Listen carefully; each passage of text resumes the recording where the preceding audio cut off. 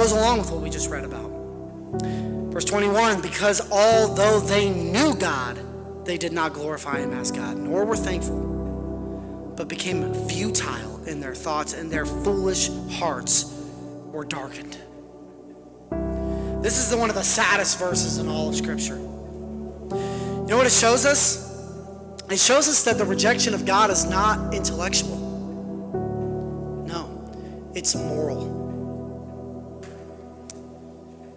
Now let's be clear here. It says that they knew God. Now that does not mean a saving knowledge of God. This is not regeneration or conversion.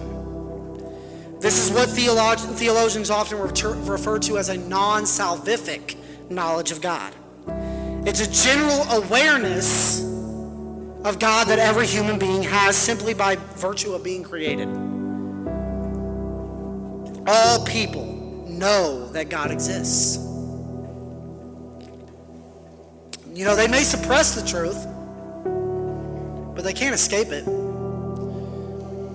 The conscience bears witness. At a fundamental level, Paul seems to think there is no atheist. There is no intellectually honest atheist. They all know. They can't escape it.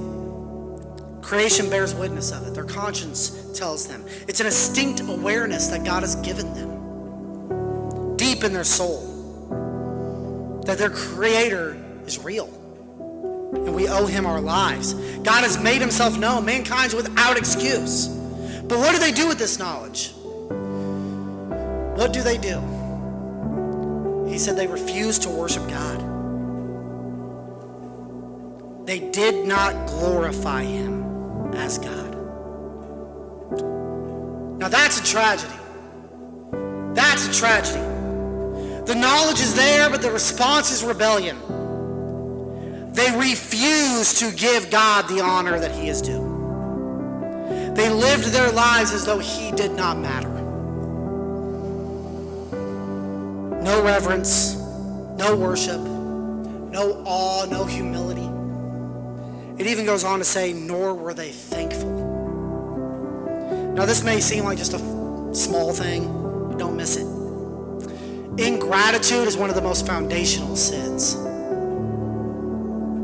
To enjoy the gifts that God provides, food, breath, life, beauty, love, and fail to give him thanks for it, is to be blind and arrogant at the same time. Gratitude's a mark of worship. A thankful heart recognizes that all good things come from God above.